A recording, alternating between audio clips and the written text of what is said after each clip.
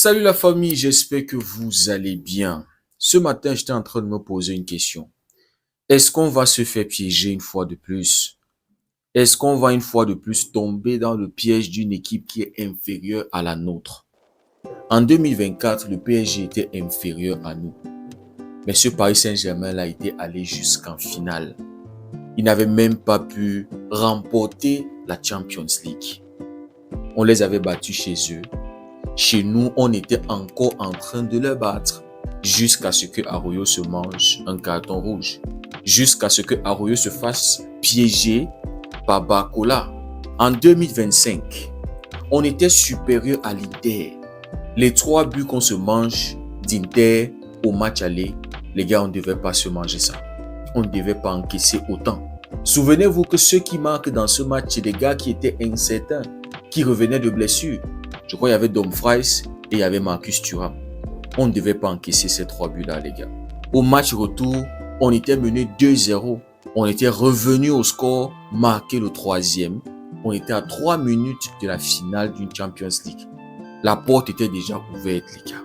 Mais une fois de plus, tombé dans le piège d'Inter, Arroyo une fois de plus, qui n'a pas pu défendre contre Acerbi. Gérard Martin qui était naïf sur la faute qu'il avait subie. Résultat, on s'était fait éliminer. Les gars, on se retrouve en 2026. Atlético est bien inférieur à nous. Cette saison en championnat, on les a battus 2 fois. Mais ils nous avaient piégés en Copa del Rey. Au match aller, on se mange 4 buts. Au match retour, on était incapable de faire une remontada. Maintenant, on est en Champions League où une fois de plus, Atlético nous a piégés au match aller. Est-ce qu'on va définitivement être coincé dans le piège? Est-ce qu'on va se faire sortir par Atlético, inférieur à nous? Nos petits frères, ils sont 4e en championnat. Ils sont en train de se battre pour une place en Champions League la saison prochaine. Hier, oui, il y avait une rotation, mais ils ont perdu 2-1 contre Séville. Et El Cholo a dit, il a un plan contre le Barça et il ne va pas le changer. Est-ce qu'on va tomber dans le piège d'une équipe inférieure à nous, les gars? 10 ans plus tard, en 2016, on avait battu Atlético chez nous 2-1. On était allé chez eux, tombé dans le piège 2-0. Est-ce que l'histoire va être réécrite ou bien l'histoire va rester inchangée? C'est ça la question, les gars. C'est la question que j'étais en train de me poser depuis hier avant de me coucher, la nuit dernière. Est-ce que l'histoire va être réécrite ou l'histoire va rester inchangée 10 ans plus tard? On a déjà perdu 2-0. Est-ce que demain, ça va être 2-1? Barcelone éliminé. C'est ça la question, les amis. Ça va être une grosse tâche. Grosse tâche en 3 ans, les gars. En 2024, une équipe inférieure à toi qui t'avait éliminé allait en finale, mais qui n'avait pas remporté cette Champions League. En 2025, une équipe inférieure à toi t'avait battu, allait en finale, se fait humilier, les gars. Humilier. Est-ce que l'histoire va se répéter en 2026? Est-ce que Atlético va passer, aller en finale pour se faire botter le cul, les gars? Parce que s'ils le font, ça sera une tâche sur le Barça, les gars. Ça sera une grosse tâche sur le Barça. C'est pour ça que demain, il faut qu'on soit à 10 000%, les gars. On ne peut pas être à 100% seulement et gagner ce match. On doit être à 10 000%. On doit passer à la 7e vitesse, les gars. Parce que si on veut seulement être bon techniquement, Atlético ont des joueurs qui sont bons techniquement. Atlético aussi joue au foot, les gars. Donc la technicité, à lui tout seul, ne va pas suffire, les gars. Ça ne va pas suffire. Il va falloir bosser dur, les gars. Donc Antiflick va devoir aligner un 11 des gars qui détestent la défaite. Des gars qui ont traversé le désert sans boire de l'eau, sans manger. Des gars qui ont faim. Les gars, demain là, seulement être supérieur techniquement ne va pas suffire. Il va falloir haïr la défaite. Il va falloir détester la défaite au fond de son âme. Et c'est pour ça que dans mon 11, les gars, je vous donne mon 11 rapidement. Juan Garcia au goal, Cancelo, Maldini, Eric Garcia, Koundé, défense. Au milieu de terrain, Gavi, Pedri, De Jong, Fermin Lopez. Devant, je vais aller avec Ferran et Lamine Yamal. Une équipe qui va cavaler, les gars. Ces gars-ci doivent être prêts à jouer au moins 80 minutes sans que Flick ne fasse tourner. Demain, c'est le match où on doit laisser l'âme sur le terrain. C'est le match où les membres du corps doivent tomber si c'est nécessaire. Les gars, demain, c'est le match. C'est pas le match le plus important.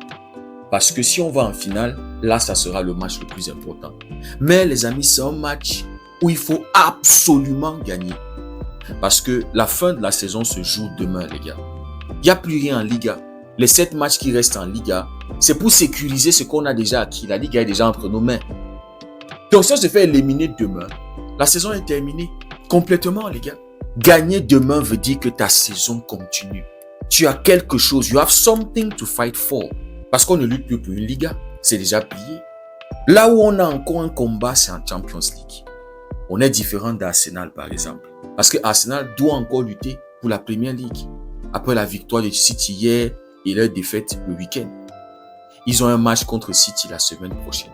Le match d'Arsenal mercredi va être super compliqué pour eux. Parce que ils ont aussi un statut cette saison en Champions League, avoir terminé premier. Ils ont un statut en Premier League cette saison, avoir dominé le championnat pendant une longue période. Une saison où City n'a pas été bon, Chelsea n'a pas été bon, Liverpool n'a pas été à son meilleur. Donc Arsenal a une pression énorme, les gars.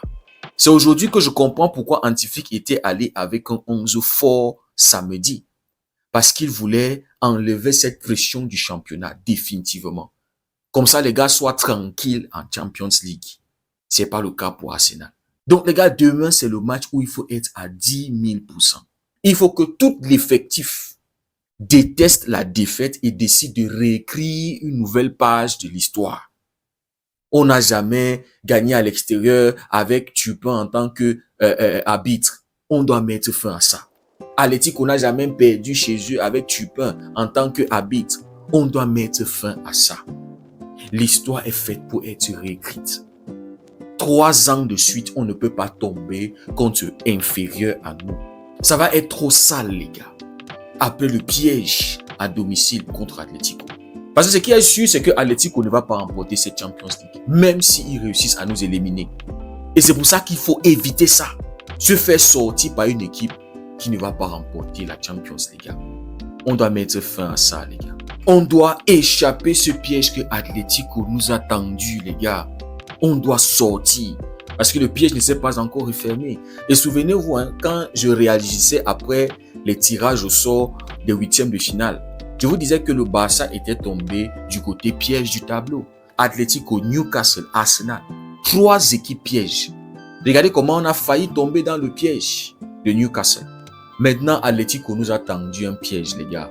On est déjà dans le piège, mais le piège ne s'est pas encore refermé sur nous, les gars. Et si on passe, c'est pour faire face possiblement à Arsenal. Ou peut-être même au Sporting. Encore une autre équipe piège. Si tu fais face à Arsenal, Arsenal c'est une équipe qui peut te marquer un but et défendre ça pendant 90 minutes. C'est pas différent d'Atlético. Arsenal n'a pas un jeu waouh, mais Arsenal est capable de bien défendre un but, 2 buts. Tu peux te faire éliminer par un Arsenal qui te marque seulement 3 buts lors des 2 rencontres. C'est-à-dire ils peuvent te marquer un but au match aller, te marquer 2 buts au match retour. On a vu, non, le Sporting a encaissé un but. C'était à la fin du match. Alors que le Sporting se disait peut-être on fait un match nul. Donc on est du côté piège. De l'autre côté, c'est soit tu es fort, soit tu n'es pas fort.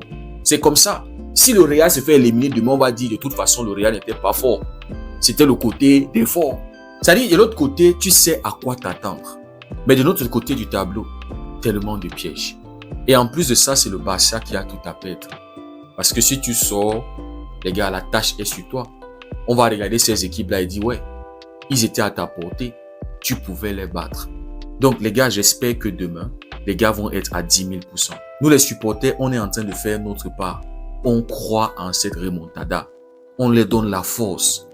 Maintenant, c'est à eux de se servir de cette énergie-là. Yamal a changé sa photo de profil hier parce qu'il voit le mouvement, les gars. Il voit que nous sommes en train de croire en eux. C'est à eux de faire le job demain. C'est à eux d'être efficaces demain. C'est à eux de surveiller les détails. C'est seulement en étant efficace qu'on va pouvoir gagner ce match, les gars. Dites-moi ce que vous en pensez en commentaire.